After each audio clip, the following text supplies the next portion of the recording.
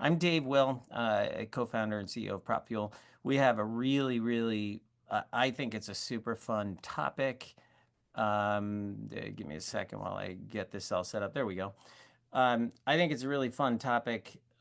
Personally, I think it's fun because it's a little more Whoops, that's me. A little more philosophical in nature than where I normally go, like how to do retention better and how to get more people to renew their membership. I'm going to be looking at the chat the entire time. Again, if you've ever been in one of my webinars, you know I like to interact with you guys over chat. We usually have too many people here to actually turn the lines on. Again, my name is Dave Will. Today's topic is centered around creating the super member profile. I like to think about our business, PropFuel, as a way of capturing insight, capturing a different kind of data. And if you're at all interested in embracing AI and automation in the future, what's more important than having good data on your members? And if we can start to understand our members in great detail and document it in what I refer to as super member profiles, then there's nothing else left. That's what it all comes down to at the end of the day. So the highlight of today in my book is we're gonna go over a concept I call glances. And the glances is something that you might get from a friend or your partner or somebody you've known for a very long time. And in a glance, you can read a lot into that. And so the question is, how can we get to know our members so well that we know what they're saying to us simply by a glance?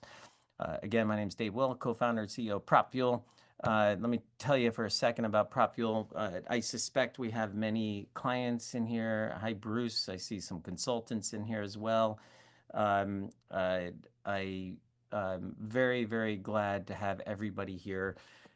PropFuel is a platform designed to create a more personalized member experience, and we do that by asking questions over email and SMS and on your website. It's a way of capturing insight by asking questions. Now, the reason we're doing this webinar, A, is because we love the topic. I love the topic. It's what we live and breathe every day. Number two, so we have A. Number two is because we want our clients that are here to get some ideas on how they can utilize PropFuel better. But Roman numeral number three is because we also want to work with you. We want to help those of you that are not working with PropFuel. We want to work with you. We want to help you do engagement better. We want to help you learn more about your members. And if you stick around at the very end, for you, there's a special offer if you decide to book a demo here on the call. So in other words, if you get intrigued enough where you're like, I got to see this in more detail, then you're going to want to book a demo because we have a little prize for you, and I'm going to show you that at the end. All right, so while you're watching this, if you are not a client of PropFuel, start thinking about whether or not you'd be interested in digging a little deeper. All right, question for you guys. What is the biggest challenge preventing a greater impact on the associate industry? I know all of you guys are working well, with the exception of Bruce. Hi, Bruce Rosenthal. With the exception of some of our consultants out there, you're all working for an association. And you're trying to, in that association, trying to have a major impact on the world. So, for example, I have to pull up my notes here for a second, but for example, RIMS is the Risk Management Society, and RIMS is making the world safer, smarter, and more prepared for whatever comes down the pike. You have the National Shooting Sports Fund. By the way, I would love to know in the chat, how is your organization making an impact on the world? And what is getting in the way? What is making that difficult for you? So the National Shooting Sports Foundation, NSSF, is making the world a better place by promoting safe and responsible firearm use, supporting shooting sports participation, the advocacy for rights of hunters and recreational shooters. The American and Model Aeronautics, these are just examples I pulled out of our client base. The AMA makes the world a better place by promoting safe and educational, community-driven model aviation that inspires innovation, STEM learning, and a lifelong passion for flight. And then farm bureaus across the board, this happens to be Ohio Farm Bureau, but farm bureaus across the board are advocating for farmers, supporting rural communities, and ensuring a safe, sustainable, and abundant food supply. I am not seeing any activity in the chat. What is getting in the way? This is what I need to know. Unless my chat's broken, I don't think it is. What's getting in the way? Thank you, Bruce. Biggest challenge for many associations is competition. What Bruce thinks is getting in the way from your ability to deliver your value to the industry. What is your value to the industry, and what's getting in the way? I'm going to give you a second because this is very, very important to the next few slides. While you're doing that, I'm going to wait a second until I see a few more in there. That's right. You didn't think you'd have homework coming to this. What's small, red, and whispers? A horse radish. All right, Lauren, thank you. Lindsay, Donna. Uh, Post-COVID, less involvement because more importance on personal lives. Interesting. Yeah. I wonder if that's still the case, Lindsay, or has things bounced back? Lack of resources, staff time, volunteer time, monetary resources. Yes, always an issue across the board, even for you guys, even for us. Member involvement, volunteerism is on the decline. Time. Yeah, competing for time and attention. I like that one. Hold that thought. Time, getting their attention. Here we go. It's all coming in now. Getting members involved. Apathy, which really is attention. You guys are falling right into my trap here. Teachers not interested in one more thing. Yeah, that's a tough one. That's like the prioritization. What's important to them? All right, I'm going to stop reading here because I want to get back to the deck. Um, so the way I see the problem, the way we view the problem, this is through our observation of working with 300 clients, is this: your members are receiving a 10,000 requests for attention every day. Now, bear in mind, this is a rather I wouldn't say this is a scientific study. This is basically a combination of ChatGPT and Google to tell us like to what degree are people getting inundated with messages every day. But I can tell you it's different than it was in the 80s and the 70s and the 60s and the 20s. Now, this it's a significantly different world for those people participating in email and social media and driving down the road. You get a little bit of this mentality, and so the question is, how are they dealing with that? Well, attention is the new currency. That's a phrase I heard not too long ago, and I really, really like that mentality. That attention is the new currency, and you'll probably hear in a lot of different places. Um, you'll probably hear, hold on, I'm just checking my audio for a second. Okay. You'll probably hear that our attention is that of a goldfish. And I don't buy into that. I do not. I believe that our attention is quite good when it's given. And it's given for a a very small selection of things. So if I'm just to go back a slide here, if I'm looking at this view, there's only a few things in there that are going to get my attention. Everything else I'm filtering out. And so the question is for you guys is how do you get people's attention? Well, traditionally we'll look at personas, right? We'll look at segmentation. And if you may have seen this before. I've used this analogy, metaphor, simile before. And, in the case of a persona, you might put this group of people into one category. The thing is, this group of people is still a bucket. You're still making assumptions. And in this scenario, it's a pretty bad assumption. So let's get back to what I believe is one of, I don't want to negate any of the problems you guys put in there. I do agree time is an issue.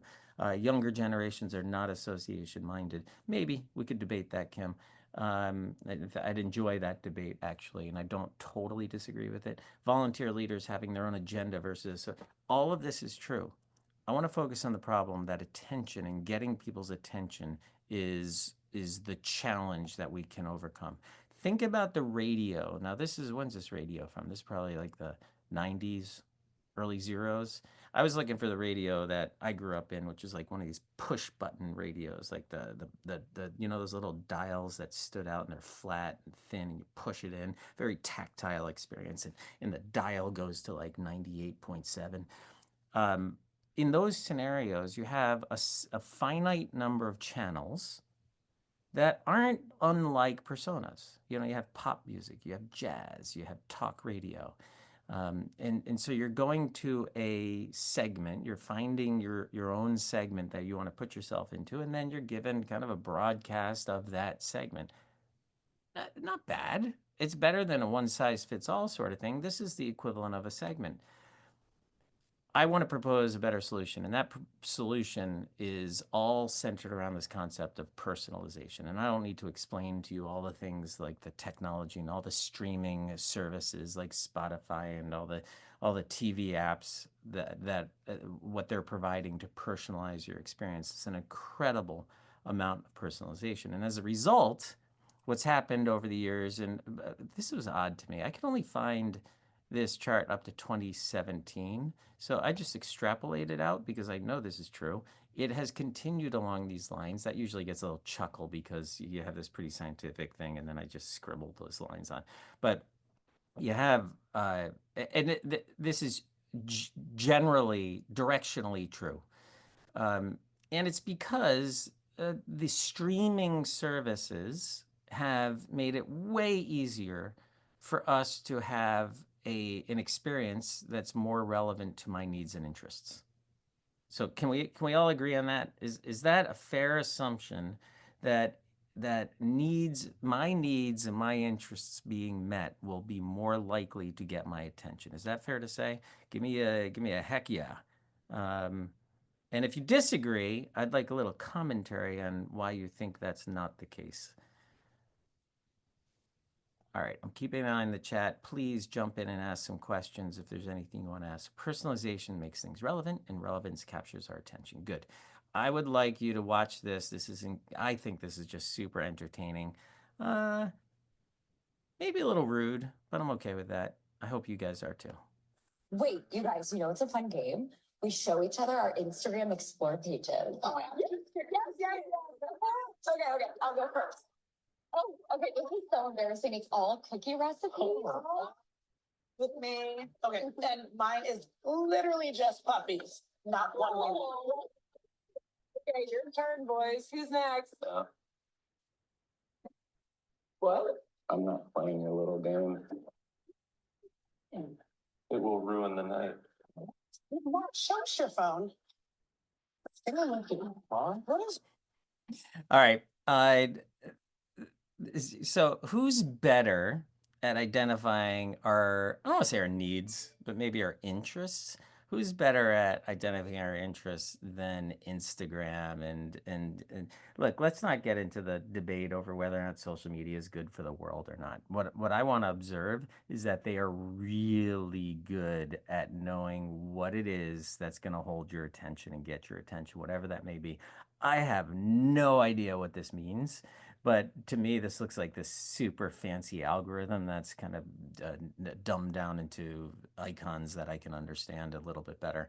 But the idea is that Instagram, Snapchat, LinkedIn, even, they're all using these incredible. I saw this phenomenal dialogue. Actually, it was on Instagram, which is probably why I thought it was phenomenal because they targeted me. It was Zuckerberg and Mr. Beast, and Mr. Beast was complaining about how his highest performing video was one that had no words. And he was like, why is it that if I say no words, and he was kind of being like, this is ridiculous, Facebook. How come my no words video gets more views than anything else? Like your algorithm's all messed up. And Zuck was like, yeah, great feedback. Thank you. Oh, by the way, half of our billions of users don't speak English. So the minute you put an English word into it, half of those billions are taken out of the algorithm. So anyway, that's just a little anecdote to express my awe in the social media genre's ability to understand your needs.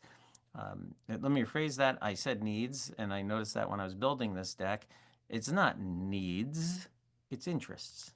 It's the things that might capture your attention. So personalized engagement comes from understanding members deeply. So now let's bring this back to you and members. Data is the key to creating a personalized experience. Without data, you're left to picking up the phone and having conversations, and that is awesome. I do not want to dismiss the value of picking up the phone and having conversations with your members, seeing them at conferences.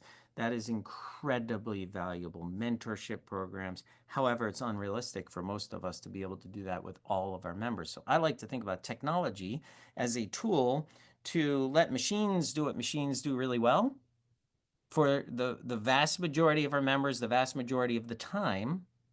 And then let's let the machines help us identify, let's use AI and automation, help us identify when and where a human is needed and what for.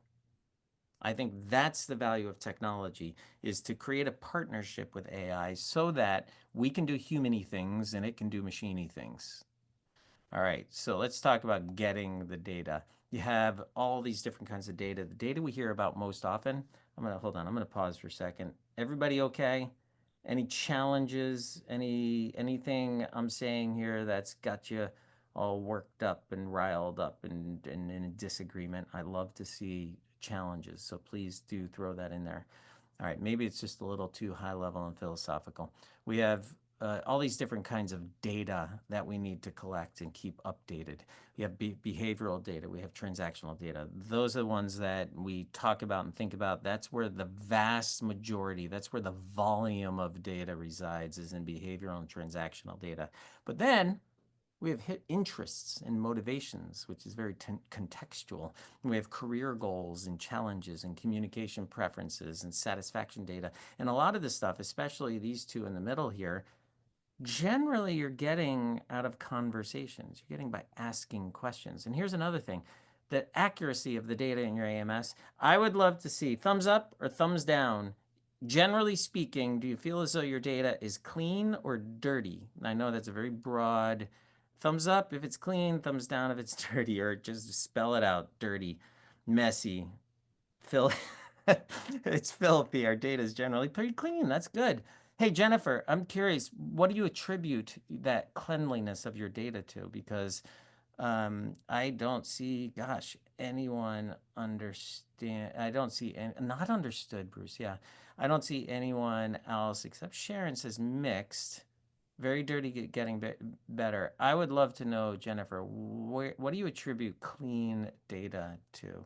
Wow, that's an awesome answer. And Bruce, I think I agree with you. We need to understand our data and um, and know what is correct and what isn't. Oftentimes, our data comes from old sources, when people signed on or when they were a student, and we no longer have a way to get in touch with them because we have their student email address. Um, Jennifer says monthly updates is one piece. Thank you, Jennifer, for that. All right. So we have dirty data and clean data. Now, here's the thing. If you have staff working with your AMS, and you're looking at something and they're interacting with a member, generally speaking, a staff member can look at a lot of the data and they can piece it together and identify, well, yeah, that doesn't, something's wrong there, that's not right, or I have two different email addresses, which do I think is the right one.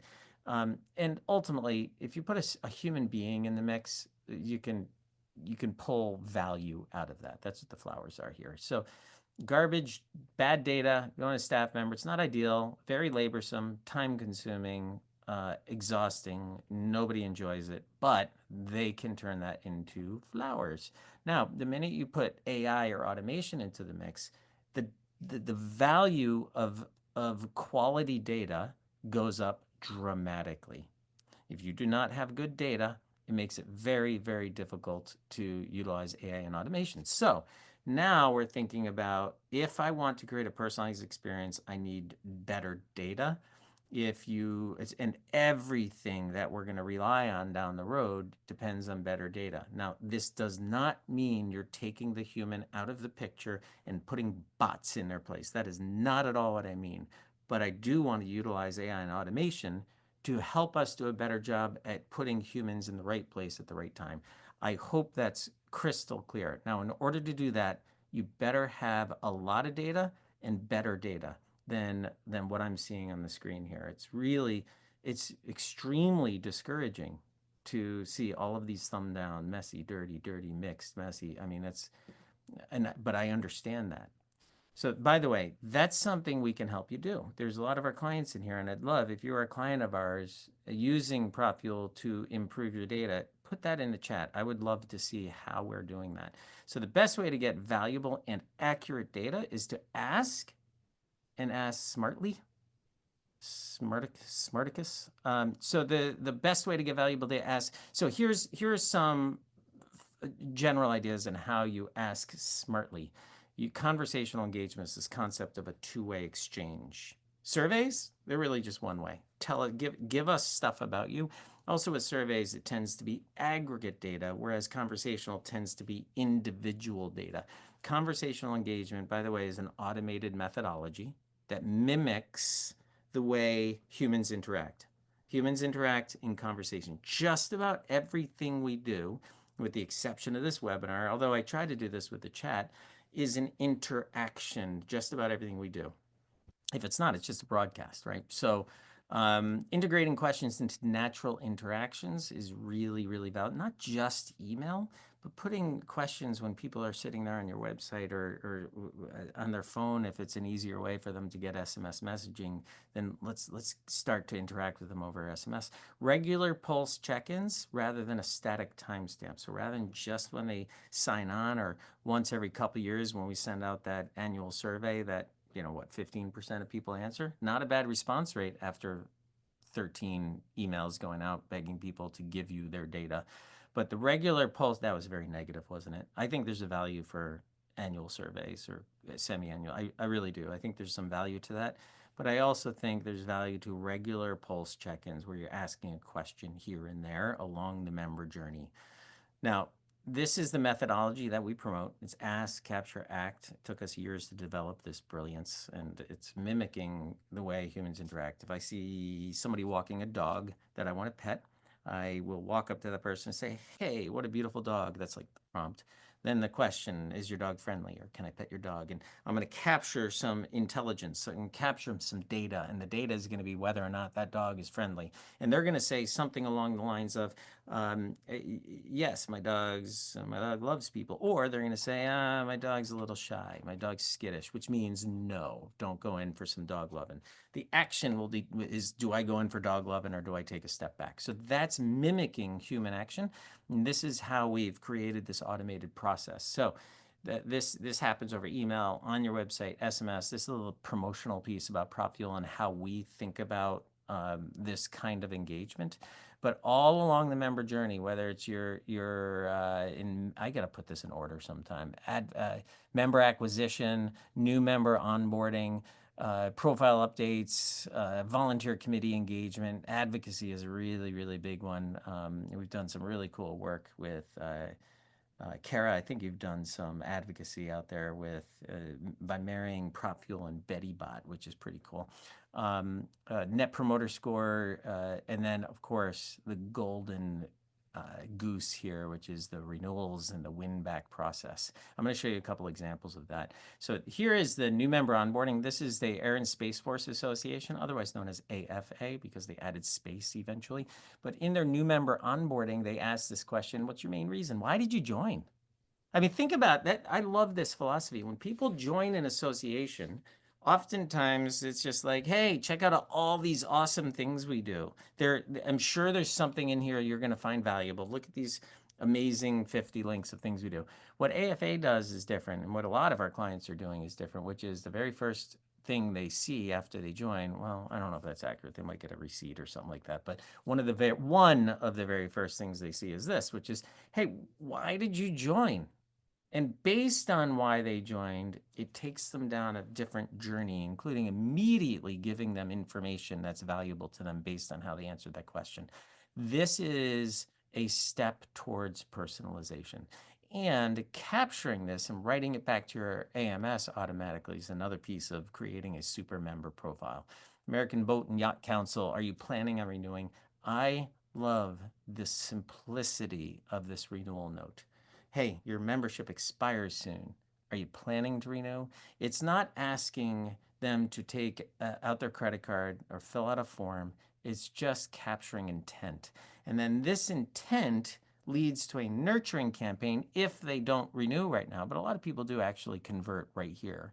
But if they don't, then we put them into this nurturing campaign. And if they say no, it's kind of helpful to know why not. Why aren't you renewing? Oh, you're retiring? Did you know we have a renewal um, program? All right, let me take a second look at some of these comments. Thank you for the comments in there about how you're using PropFuel. I appreciate that. Our members hate giving us, I'm reading this one out loud because it's too long for me to read in my head. Our members hate giving us any information, especially if it's demographic or related to their job interests, so we have a tough time providing personal communications. I get that, Chuck. I would argue that oftentimes when, this is my guess, is that when you're asking for information, it's all for you. It's like, hey, take the survey, and they're giving you something. They are giving you information. But when you're asking a question like this, Chuck, you're clearly asking so that you can give them something. That's the beauty of a two-way exchange. Oftentimes, when you guys are asking for stuff in the form of a survey, you're just telling them, I want your data. Give us your data. Of course, they're resistant to that. I would be too, especially in this era of privacy. But when you ask them about something like this, about your relationship with them, now you can start to provide value immediately based on their relationship with you. Yeah, Emily says our problem is we ask them for stuff and for their feedback, and then nothing is done with it. That's why we're doing something immediately. It's all been done wrong. This whole process of surveys, it has a place. I don't want to totally poo-poo surveys. That's right. I said poo-poo. I don't want to poo-poo surveys. However, we create a completely different methodology. It's the ACT part, Emily, that comes into play here. What's your main reason for joining? Professional development events. Great. Let's show them the professional development events. Oh, you want the magazine? Well, we're going to bring them to the digital magazine and tell them what's coming out next in the mail. So like creating value immediately is a big part of this ask, capture, out, act mentality. All right, let's keep going. The value here, asking a question, you capture insight. Based on that, you're collecting a little more information or getting them to the right place to renew. VPPPA, how many conferences or trade shows do you attend each year? Now, this one, I'm not sure what the value that they show on the landing page. I really should know that since I put this in my presentation. But it allows us to tailor their experiences by putting them in different campaigns based on how they answered it. All right. This is the fun part. I love this. This is a concept I came up with on a run, and I was listening to a podcast. And in this podcast, the host said I was at a party, and I was looking at my wife from across the room, and she gave me a glance, and I knew exactly what that glance meant. That glance meant it's time to go. Now, I've been married for 26 years. This is not my wife. She would give me quite a glance if I put her picture in my slide deck. So I did not do that, but I did. This actually a Chat GPT generated image, which I think is amazing. I asked Chat GPT to give me an image of like somebody looking at me from across the room with the expression saying, "I want to leave the party," and this is what it came up with. Beautiful. It's perfect. So in theory, you'd look at your partner, they give you a look, and you know exactly what that look means. Now, that's what a glance is. Now, sometimes, and we use glances because we don't always have pillows handy. But it's also between the point of this being this is a glance is between two parties. If it's one party, it's called stalking. That's not a glance. That's a glance is an exchange, a communication between two people simply with a look. That's how I would define what a glance is. Here's the other thing. You got to know the other person. You got to have a deep understanding of them. And that's what makes Mona Lisa so mysterious. It's because we don't know her. We don't nobody really knows what this look is, and that's what makes this piece of art so interesting. Is like, what the heck is she saying to us? What's she thinking? So if you don't have a deep understanding, when you get a glance, you're not going to know what it means. And then, of course, we have this glance from maybe your kids or your grandkids or the people in your lives. And there's a lot of data points that lead to a glance like this. Um, now, I didn't realize I actually really enjoyed Severance, and I can never remember a name. I think it's Sobel. And so, but I found that very few other people watch Severance. So I put in here another one that I just finished, White Lotus. This is season 3. And look at these glances. Like, I know the image isn't all that great, but look at these glances. Like, they all mean something really interesting. And if you know them, or you have the context of the television show, if you've been watching the show, you know exactly what these glances mean. And generally, if you see that look from Sobel, you're going to run. Like, that's the response. You're going to get to that one. All right, before we go any further, because I think the next one is I'm going to show you some examples. We're going to go through 5 very fast examples of glances. Let me look at the chat for a second. Yeah.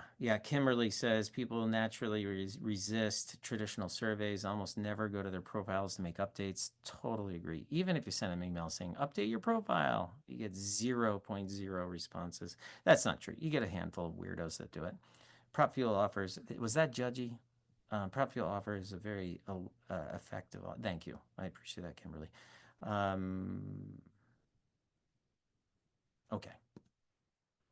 First glance, the silent renewal pause.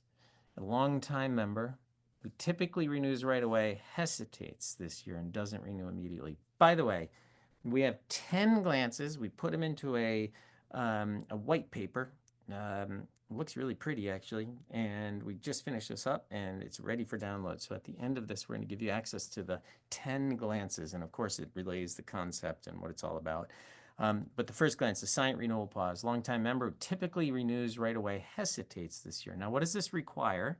This requires knowing the number of days before renewal that they renewed historically, and where you're at now and who's renewed and who hasn't. Now, do you have that in your AMS? I don't know, probably not. But you have variations of that. You have versions of that all the way down to, well, here's an example of in a perfect world what you might ask. Hey, I notice you haven't renewed when you typically renew right away. Here's another way of saying that without that last part. I noticed you haven't renewed your membership yet. How can we make it easier for you? Now, you don't really need the information about how often they renew. So you're reducing the knowledge behind that glance a little bit, but you can still have this kind of question. And this is what it would look like.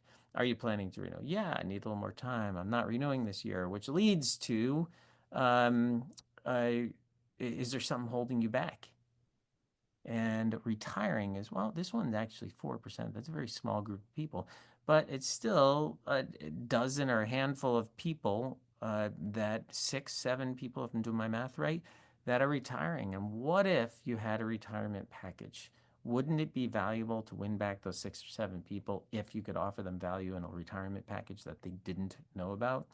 And the rest of these, all the people in blue, we're going to send them off to renewal. All the people in yellow and red, I think, or maybe it's just the people in red. I don't remember how this particular one was set up going to this one. But we're going to nurture everybody in the yellow and the blue to get them to renew. All right. Now, what if they go to your website and you know at this point that they haven't renewed, or they go directly from this page where it's a yes, I'd like to renew now, and you bring them to the website where you say, hey, this coming year will be 8th year as a member. We're so happy. You know who it is because you sent them an email. You know who it is. We send that over to your this check-in on the website.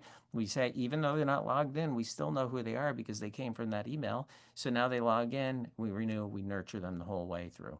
That's the beauty of being able to create this personalized journey by asking questions and helping them through the process. A super automated approach here to one-to-one exchange. Really, really cool. Event opt-out. Members who used to attend the annual conference every year didn't register. Okay, so now you have people that have been coming to some event and they're not yet registered. Well, a little blurb here, and then are you planning to join us? Let's get some context. Again, let's not push too hard. Let's ask the soft question, like, are you planning to join us? Let's get some intent. Based on the intent, then we can nurture. And if they're not, very similar to renewals, if they're not, let's ask them why not. Let's go down that journey with them. And if they are, let's bring them to the website to help them through the registration process. Disappearing act. A once active member stops engaging. No logins, no emails open, no event attendance. What the heck happened? Last time I did this, um, it's a very new presentation. This concept is super, super new. But I've done it now at APP, the Funtiva ProTech conference, and I did it one other place recently. And at one of those, I see these people nodding and laughing, kind of smirking at each other it was a weird smirk. And I asked, like, what's so funny? Like, what are you smirking at? And they're like, well, sometimes people die. And like, once active member stops engaging, no, it doesn't log in, no emails open. Wouldn't it be interesting to know, like, what's going on? What's happening here?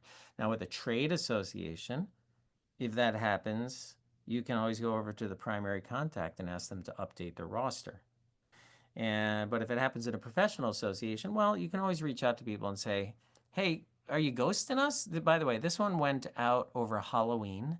They won an award for this campaign. I thought it was awesome, and they sent this thing out. Like, these are people they haven't heard from. There's been no activity for a little while, and I don't think this is people that were active and then went to being inactive. I think these are just people that signed up at one point and they've been inactive.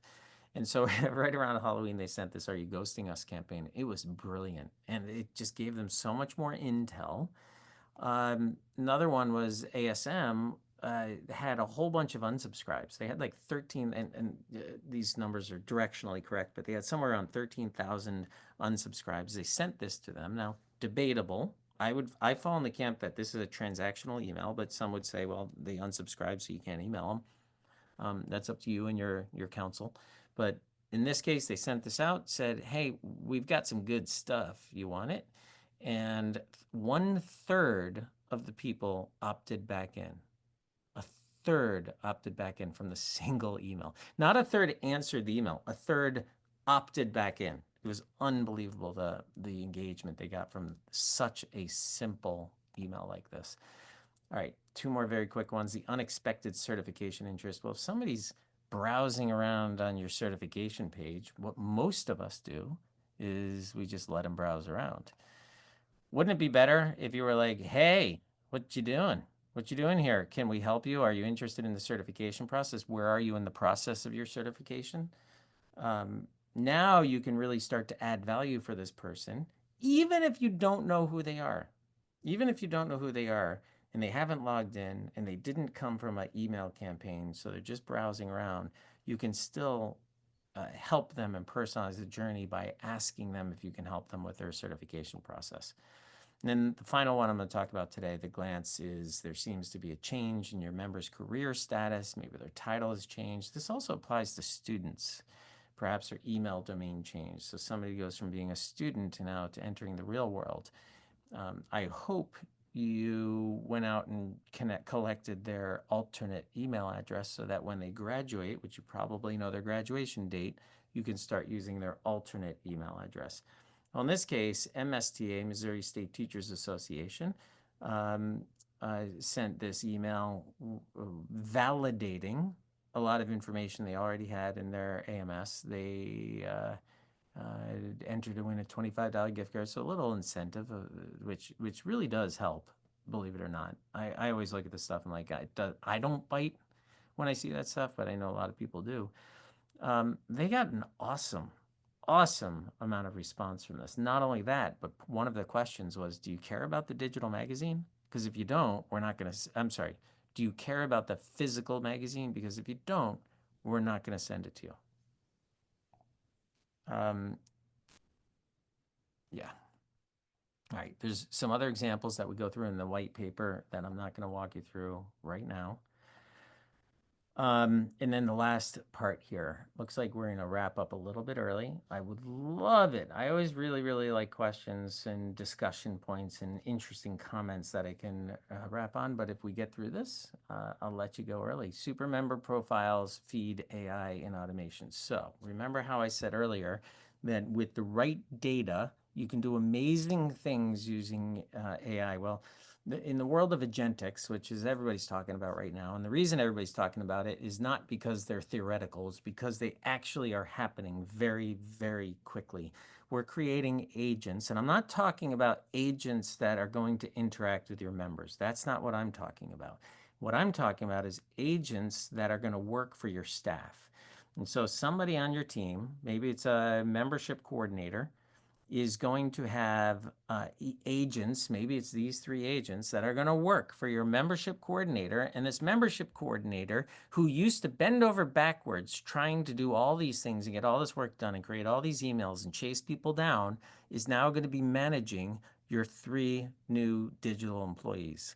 Some people are a little sensitive when I call them employees. Call them whatever you want. But the fact is, now your marketing coordinator, your membership director, or whoever is going to have a team of resources. We can call them that, maybe not human resources, but we'll call them resources that are doing the work for you. And now you're the manager. This is something I've said when I see people in person.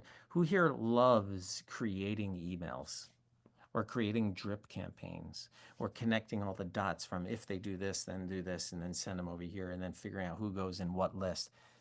Let's let the machines do that. Let's take your time and have you actually interacting with members. I was so this is at the ProTech Funtiva conference, which there's a lot of data people, a lot of database people there. And I said, wouldn't you rather be talking to your members? it, uh, it like most people kind of like rolled their eyes and like, I don't want to talk to them. And I realized, oh yeah, I'm talking to all these IT people. But you guys, there's a lot of membership people here, I think, and I think you guys would much prefer talk to your members than sit behind the computer creating a campaign in Propfuel or HubSpot. And so we've got these agents, and we've actually got some AI blueprints now, making it super, super easy for you to utilize the data and have all this work done for you. I don't believe you guys are going to lose your jobs to AI, but I do believe your association is going to be able to do so much more with AI as long as you guys embrace it. Oh, Bruce, great question. How do associations get senior leadership and boards to support these great data initiatives? Bruce, that's a question that we are going to highlight in our next membership masterminds. Brittany, if you're listening to this, or Robson, can you put a link to our membership masterminds? And I don't know if this is the next one, it's one we're talking about doing soon. Can you put a link to our next membership masterminds or to the membership masterminds LinkedIn group? And if you join the membership masterminds LinkedIn group, which is a group of membership people where we have these monthly roundtables, you'll be in that one. I think that's the topic. Change management is how do we get people to buy into this? And I don't have the answer to that. I can tell you right now, all of you people are the champions. All of you people are the advocates. You're the mobilizers in your organization. And so it's really important that you can figure out a way to summarize this and bring this to the team saying, look, change is required for two reasons. One is if we want to improve anything we're doing, we got to try new things, number one. And number two, AI is being forced on us. You cannot avoid it. And the question is, how can you embrace it in a way, forget about governance for a minute. How can you embrace it in a way to maximize what it is you're trying to accomplish? So with that, Bruce, I don't have the answer to your question. Emily, I'm sorry. I don't have the answer to that question. How do you convince your team to take on these new initiatives? But I would love to discuss that with you in the membership masterminds roundtable coming up. Yeah, thank you, Brittany. There's the link to membership masterminds. All right. Madeline says, I am an old duck. I love finding patterns. Yep. I love Scrabble. I mean, I'm sorry. What are those books? I love like the brain teasers that you buy. Remember those books you buy in the grocery store, tiny little books, and you can go through them and do all these brain teasers. Yep, that's fun for the weekends, Madeline. In the meantime, let's let AI do the real grinding away at the data patterns and stuff. Sorry, you can do it too, Madeline. Madeline. Um, Kimberly Berry in the process of collecting graduation dates of our student members as well as alternate emails. Okay, so core takeaways from today, and then I have a couple giveaways for you. And if you're intrigued, if you're not an existing client and you're intrigued by what you're seeing, I do have something special for you if you want. And this is for you personally, it's not for your organization, just for you. All right, core takeaways: attention is new currency. Personalization makes things relevant, and relevance captures attention. Personalization means deeper relationships, not just tokens. It's not just putting my first name at the beginning of the email. That's stupid. And then automation is automation. Automation's been around for 20 years. That does not mean personalization. Drip campaigns are not personalization. They are a mechanism we use. Um, um, I'm reading a chat for a second.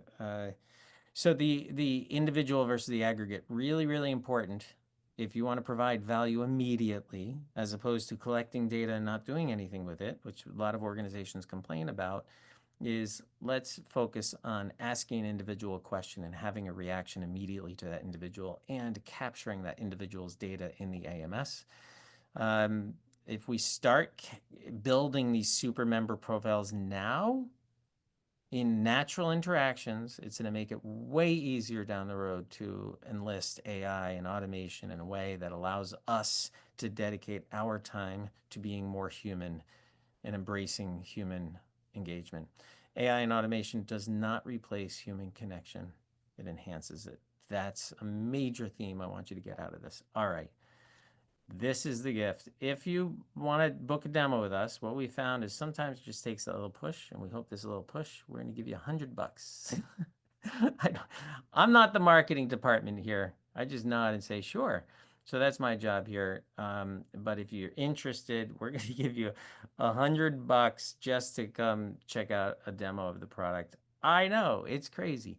And then member glances document. If you want that 10 glances document, I think it's really cool.